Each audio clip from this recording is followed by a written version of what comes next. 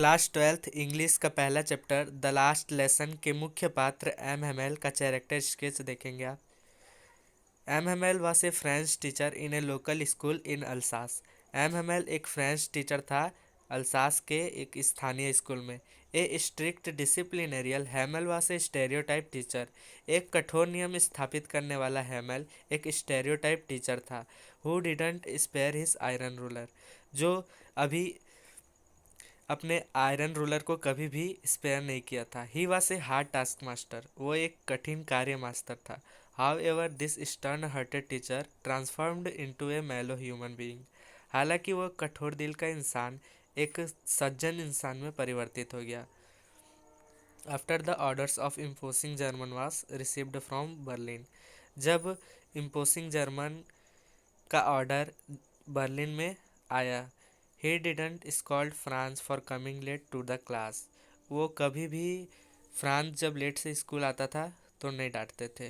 Not did he use the iron ruler on him, और न ही वह उस पर आयरन रूलर का उपयोग करते थे।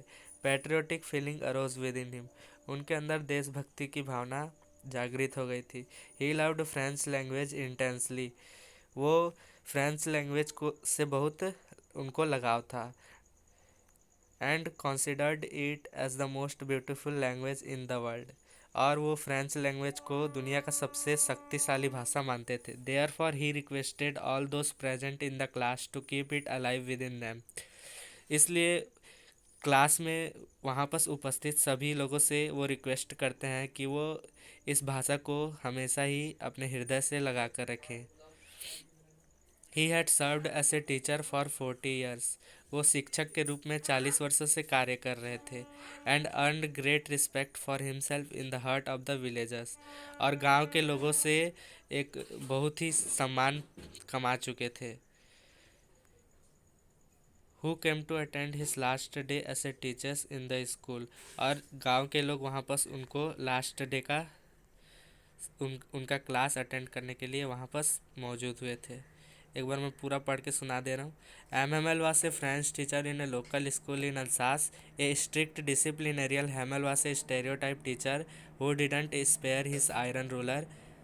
He was a hard taskmaster, however, this stern-hearted teacher transformed into a mellow human being after the orders of imposing German was received from Berlin.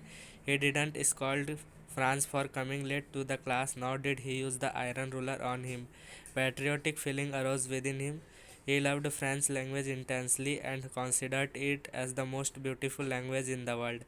Therefore, he requested all those present in the class to keep it alive within them. He had served as a teacher for 40 years and had earned great respect for himself in the heart of the villagers who came to attend his last day as a teacher in the school.